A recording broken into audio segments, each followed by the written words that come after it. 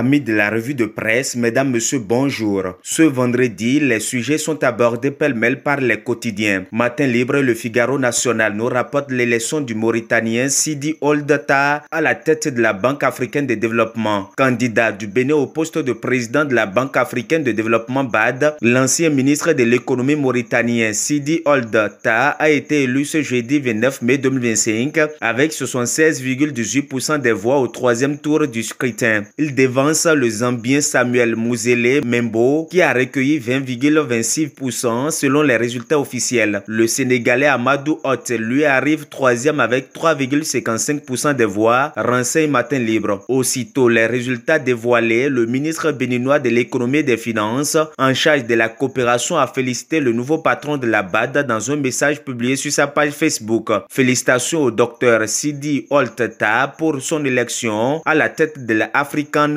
Development Bank Group. Son engagement et sa vision pour une Afrique plus intégrée, souveraine et prospère ont su rallier les consciences. Le Bénin est fier d'avoir fait le pari juste aux côtés de la Mauritanie. Place à l'action, a déclaré le ministre d'État Romiad Wadaï, relayé par les parutions. Pendant ce temps, en politique, les journaux Les 4 Vérités, Le Figaro National nous apprennent que Daniel Eda est désormais candidat à la présidentielle de 2026. Ancien fonctionnaire international, membre du cadre de concertation des partis politiques de l'opposition, Daniel Eda a officiellement annoncé sa candidature à l'élection présidentielle de 2026 ce jeudi 29 mai 2025 à travers une vidéo publiée sur sa page Facebook, rapportent les journaux. Selon Les 4 Vérités, cette annonce fait suite à l'appel des jeunes de plusieurs départements du pays, invitant le consultant en partenariat et candidat malheureux à l'élection présidentielle de 2016 à se porter candidat à nouveau. Je suis candidat avec une vision, celle d'un Bénin économiquement prospère et socialement stable dans une Afrique bien intégrée et en plein essor, a déclaré Daniel Eda, relayé par le quotidien. Cependant, le Figaro National fait constater que le potentiel candidat à la présidentielle de 2026 oublie les parrainages. Sans commentaire dans la suite de cette revue de presse, les journaux La Priorité, La Boussole et Libération reviennent sur la sortie médiatique du ministre d'État Abdoulaye Biotane consacrée au bilan des actions du ministère du Plan et de la coordination de l'action gouvernementale. Reçu sur la télévision nationale ce jeudi 29 mai 2025, le ministre d'État Abdoulaye Biotane a dressé un bilan élogieux de la gouvernance talon depuis 2016. Selon La Boussole, le Bénin connaît une transformation profonde de son modèle de développement porté par une planification rigoureuse et une gouvernance méthodique. Sous l'impulsion du président Patrice Talon, le ministère du Plan et de la coordination de l'action gouvernementale a orchestré une refonte totale et stratégique qui a permis au pays de franchir des étapes décisives, rapporte l'apparition. Selon les explications du ministre du Plan et de la coordination de l'action gouvernementale, relayées par La Boussole, le pays n'est plus le même, que ce soit en matière d'infrastructures, d'accès à l'eau potable et à l'électricité, de modernisation économique ou de protection des citoyens. Nous avons franchi des étapes majeures, a-t-il fait savoir. Avant 2016, nous avancions sans véritable boussole, mais aujourd'hui, chaque projet s'inscrit dans une vision claire et articulée, garantissant une transformation durable du pays, affirme Abdoulaye Biotane, rapporté par La Boussole. Matin Libre, quant à lui, ne voit pas forcément les choses de la même manière. Bien que le journal fasse observer que la croissance économique du Bénin force l'admiration ces dernières années, résultant des réformes ambitieuses et parfois asphyxiantes pour les populations qui sont convaincues de la nécessité d'y consentir pour un meilleur mieux vivre. Près d'une décennie après, mon confrère constate que les Béninois côtoient la précarité au quotidien. De plus en plus, il est évoqué la thèse d'une répartition inégale des richesses du pays, révèle l'apparition. Après que la fameuse réalité du serrage de ceinture s'est imposée aux Béninois, le bon temps semble ne jamais pointer à l'horizon, bien qu'il soit une promesse faite par les décideurs actuels, regrette le journal. Doit-on alors évoquer une incapacité du gouvernement de la rupture à infléchir la tendance, s'interroge Matin Libre. De toute évidence, les Béninois dans leur majorité peinent à joindre les deux bouts, constate le journal. Selon l'apparition, le pouvoir d'achat est faible, des emplois sont détruits avec la dissolution de plusieurs sociétés étatiques, la politique fiscale est dénoncée, les activités économiques, notamment dans les secteurs informels, sont au ralenti. Dans les dernières secondes de cette revue de presse, La Boussole pleure le cas des populations de Parakou qui souffrent le martyre par ces temps pluvieux. Selon le journal, la mobilité entre quartiers de la troisième ville à statut particulier du Bénin est devenue un véritable calvaire en cette saison pluvieuse, obligeant les habitants à braver des routes impraticables, jonchées de nids de poules, de boue et d'obstacles dangereux. Malgré les cris et les appels désespérés des citoyens, l'administration municipale reste insensible. Les promesses de réhabilitation des voies faites par le maire Inoussa Zimé Chabi n'ont jamais été suivies d'actions concrètes, regrette le journal. La boussole appelle par ailleurs l'autorité municipale et son équipe à changer de cap et à agir immédiatement pour éviter que la situation ne dégénère davantage. Dans l'espoir que cet appel sera entendu par la mairie de Parakou, nous refermons la revue de presse de ce vendredi 30 mai 2025, le dernier numéro pour le compte de ce mois de mai. Merci de nous avoir suivis. On se retrouve lundi pour une nouvelle aventure.